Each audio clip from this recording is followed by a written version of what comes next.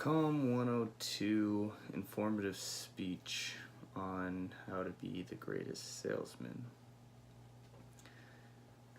Is it true that the greatest opportunity to make an extreme amount of money is done through sales? Is it possible to make hundreds, thousands, even millions through being a great salesperson? And if it is true, where does it all start and how can you get to that point? I'm here to tell you that yes, it is possible to make an unbelievable amount of money through sales, but to increase that success rate, there are certain things that you need to do and steps that you need to follow in order to be successful. And over the past 8 years, I've been involved in the sales industry in a variety of products, including retail, door-to-door services such as window washing, pest control, security, and smart homes. And I currently manage a team with the #1 smart home company in the world. And in this position, I am involved with training new recruits that we receive and teaching them what they need to do in order to be successful in this industry. And through that experience, I've been able to narrow it down to a few things that I've seen are the most important to me as far as what you can do to be that successful salesman to really dominate the industry. #1 is going to be have a reason. So you got to have a reason why you go out every day, the reason why it's going to push you to be the best, because that's what you're out here trying to do. You're trying to be the best in your industry to make that money. And #2, knowing how to grab the prospect's attention and keeping it. So once you get their attention with whatever opening statement you did, how do you keep it continuously until you're done? #3 is know how to properly communicate with your customer through verbals and nonverbal communication. #4 is going to be the ABCs of sales, which means always be closing. You're going to go over how you can soft close somebody, and not only that, how to final close them at the very end. And the last one we're going to talk about is to keep training, because if you're out here to be the best, there's no way you're going to get it after hearing a speech or reading a book. You're going to have to put these things into practice and keep training. So going to the most important step that I believe without it you can't start anywhere is going to be have a reason why. So that reason why is going to be the difference between why people can do sales and why people quit.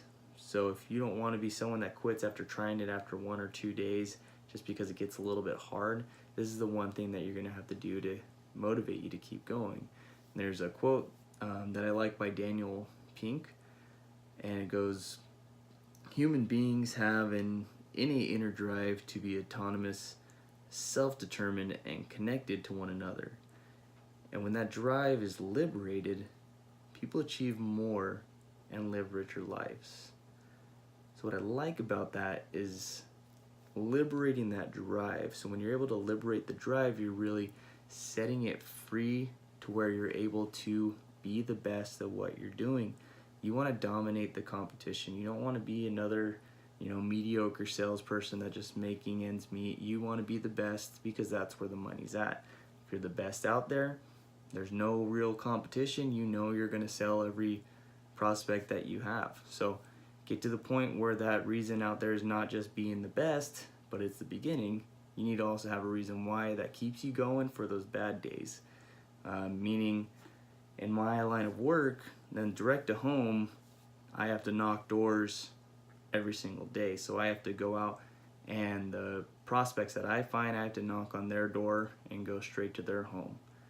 So not everybody I talk to wants to hear what I have to say. They're not all nice people, right? So when I get a couple jerks lined up, door after door after door, I know what's going to happen. But what keeps me going is that I have that reason why. And for me, it's my family and having the financial freedom. But your motivation, your reason why can really be anything. It can be a new car, a new house, retirement fund, paying off school, whatever it is. It just has to be something that's going to keep you going, that you can think back, hey, I know why I'm actually doing this. I know why I'm waking up every morning to go sell. I know why I'm going to knock this door one more time to make this call, whatever it is. That's going to be the drive that keeps you going, that separates you from someone that can't really do this job to someone that's going to actually dominate the competition and make the money. Number 2 is going to be grab your prospect's attention and keep it.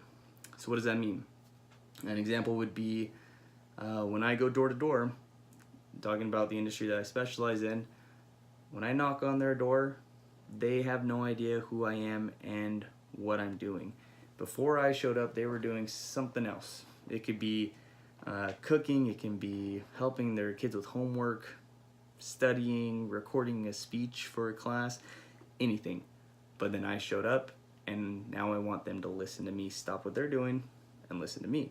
So what that's called is their preoccupation. Before I got there, they were doing something else. So my job is to break the preoccupation first, so I have their undivided attention, right? So breaking their preoccupation, something that I would say to grab their attention would be, hey, have your neighbors told you what we're doing out here?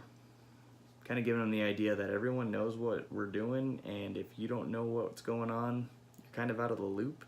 Nobody wants to be out of the loop, right?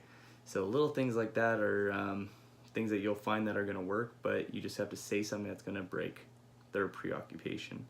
Once you've broken the preoccupation and you have their attention, you need to keep it. So keeping them involved is going to be the most important thing, and how you do that is through your open-ended questions. Open-ended questions, pretty simple. It's basically you're staying away from the yes and no questions, but there's a explanation on it in a book called The Power of Open Questions, and this is written by Jeff Gee, and he states, open question selling technique gives me a complete understanding of how to communicate from a business perspective. It allows me to get inside the minds of my customer so that I become the guide and coach. This in turn enables the customer to literally sell themselves.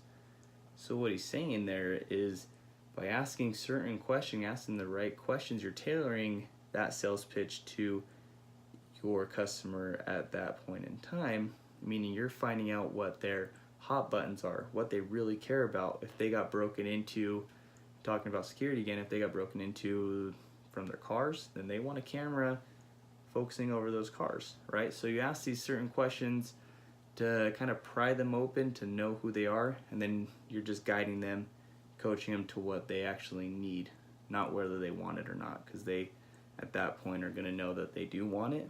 You're just telling them what they're getting. Number 3 is know how to communicate verbally and non-verbally.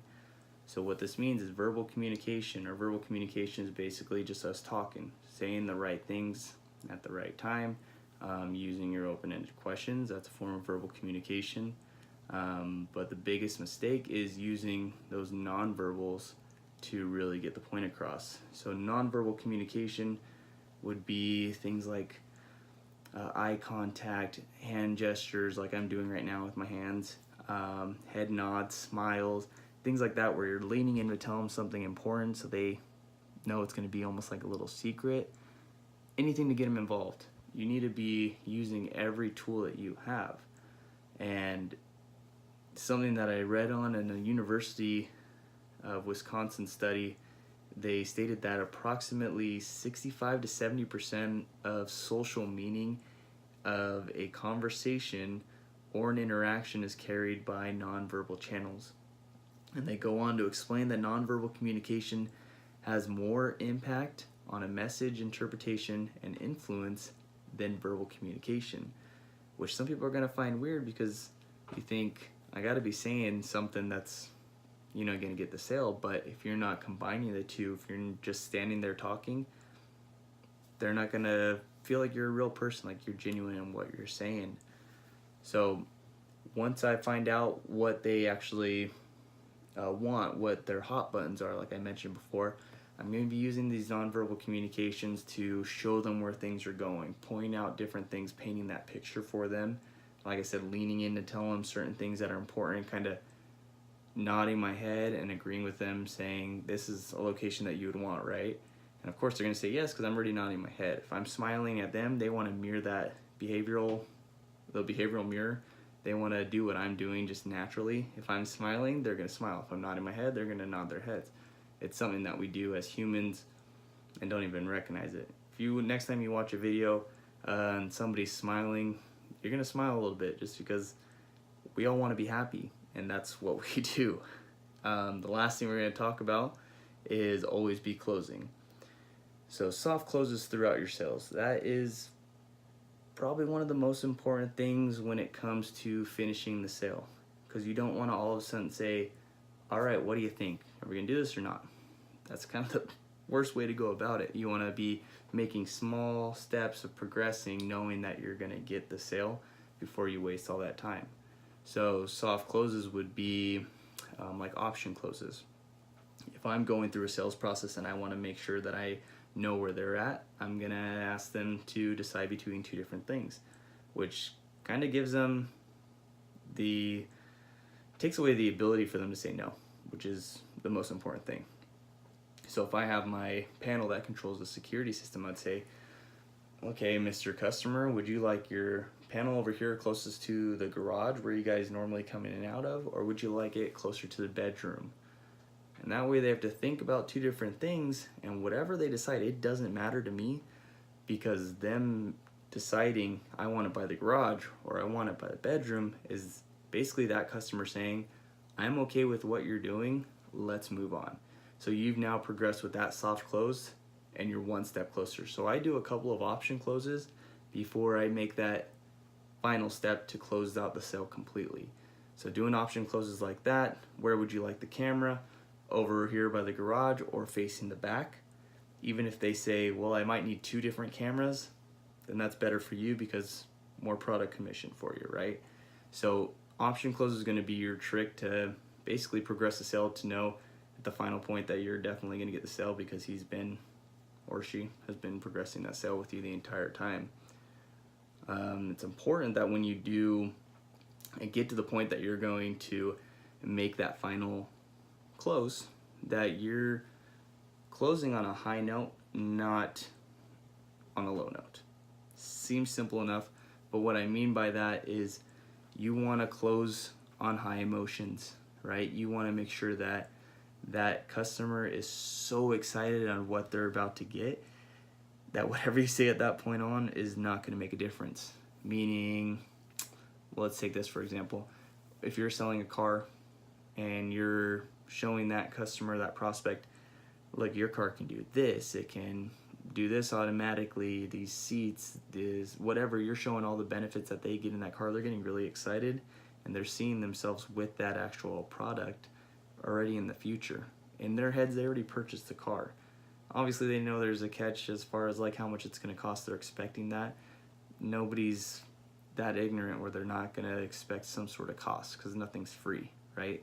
So when you get to that point, you want to close that as soon as they seem excited. They can see themselves using it. They're mentioning, oh, I'm going to tell my friend this and this about it, blah, blah, blah. That's when you say, okay, this is how much it costs. Here's where you sign. Let's move on, right? That's how you sell it. So doing the emotional high closing is something that's going to benefit you.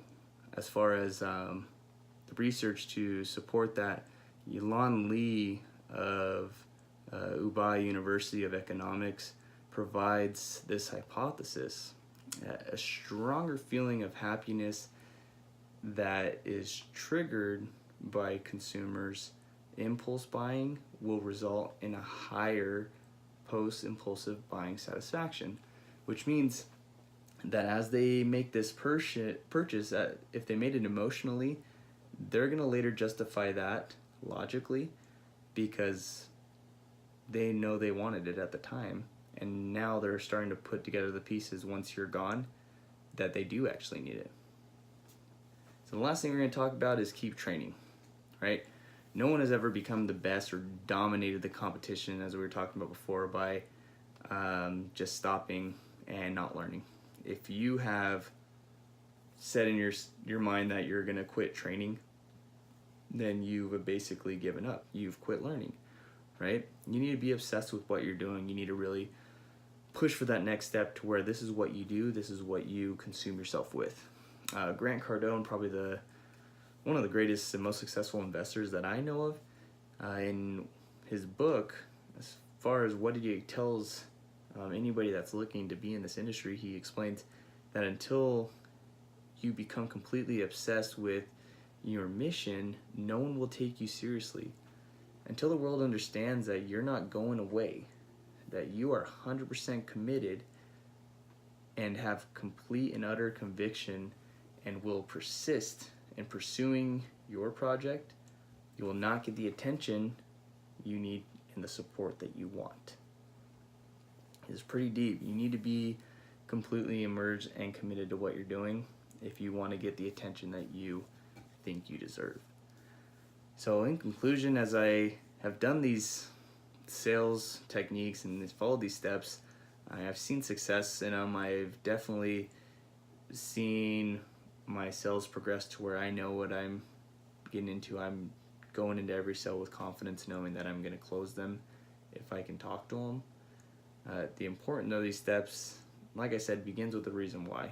If you have that drive to, dominate your competition and know that you're going to be the best, you're going to achieve anything that you want, right? So knowing what you have to do to get to that step of dominating your competition, you have to have that drive to push you there, right? And the biggest thing is the money's out there, right?